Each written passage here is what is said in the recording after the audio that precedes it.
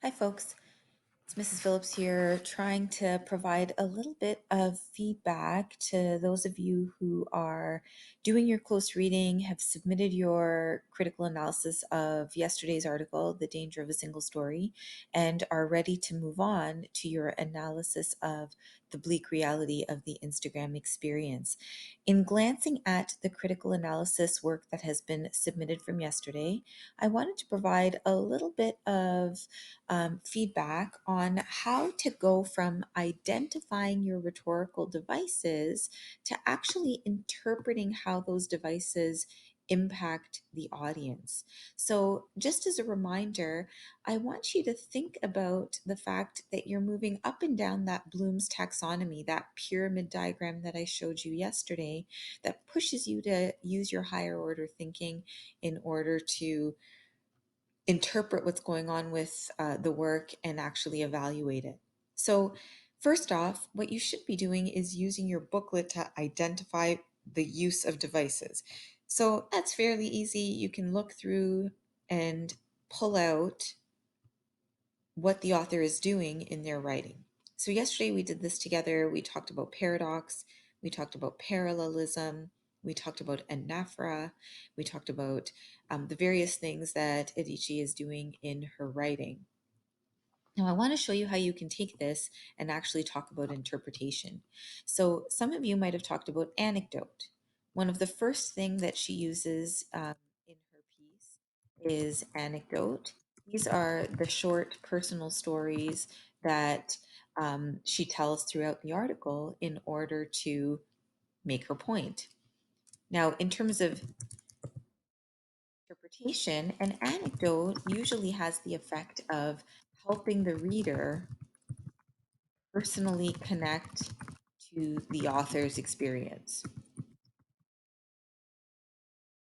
Remember when we talked about the various appeals that an author tries to make? Usually, this has the effect of making us trust the author, and it also often helps us feel sympathetic towards them. So, ethos and pathos are at work here. And a couple things you could say about anecdote is that we are able to actually see or imagine what the author has experienced. Usually, through anecdote, the author is able to show, not just tell, the audience about their experience. Anecdote has the effect of helping us connect. It's an appeal to our sense of trust and values. We tend to see a common belief system or value system with the author, and we end up feeling sympathetic towards them. Now, I'm going to do another one of these interpretation bits with the use of incongruity.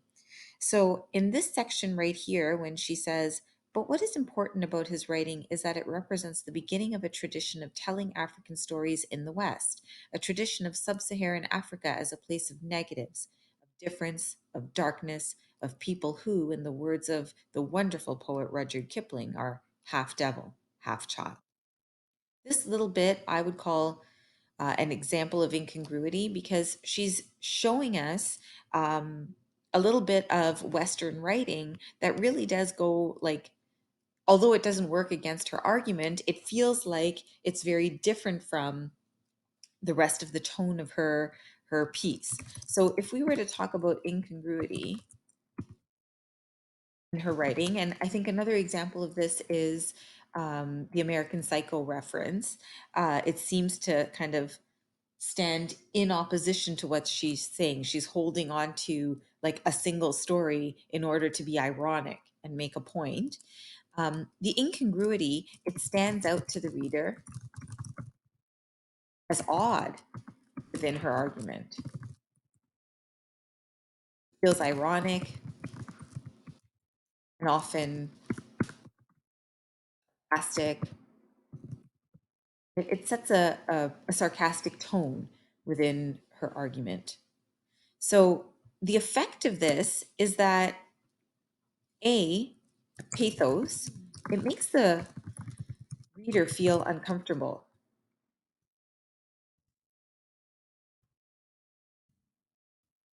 is a good thing in this sense because she wants to shake up our belief system, right? And that's getting to my point here in terms of ethos. She wants to make us feel uncomfortable in order for us to question what we know, have relied upon as a single story. Our only vision of Africa is the stories that we have been told from our Western lens.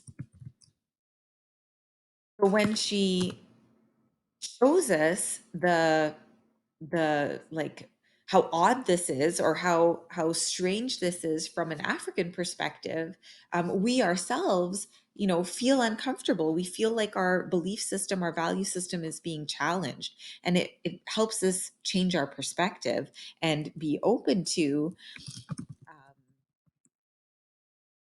to multiple stories now, right? Which really is then reinforcing.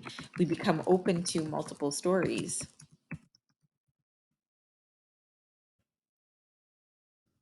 thus reinforcing Adichie's thesis. I'm typing in, I'm typing and speaking at the same time, and it's super hard. Um, anyway, I hope this helps you see how you're making that leap from simply identifying various rhetorical devices to talking about the impact or the effect they have on the audience. Whenever you're talking about the effect or the impact, you should be talking about what form of appeal is being made. So you're thinking about logos, ethos, pathos, and then you're talking about how the reader ends up feeling or how the reader's perspective is changed, how our sensibilities are challenged through the use of that rhetorical device. I hope this helps you guys in doing the next step. Remember that we are building experience with these critical analysis organizers and close reading. We are practicing this skill. It is new to grade 11s. So applying the rhetorical devices and then applying that skill to your close reading in order to perform a really good analysis and talk about what the impact is on the reader, and then whether it's worthwhile reading this piece, whether the piece is good, right? Moving on to judgment or evaluation. That really is exercising those higher order thinking skills. This is new to you. Try it out. I'm going to try to get you your feedback on the danger of the single story today so that you can use it for your work in today's class period on the bleak reality of the Instagram experience. All right.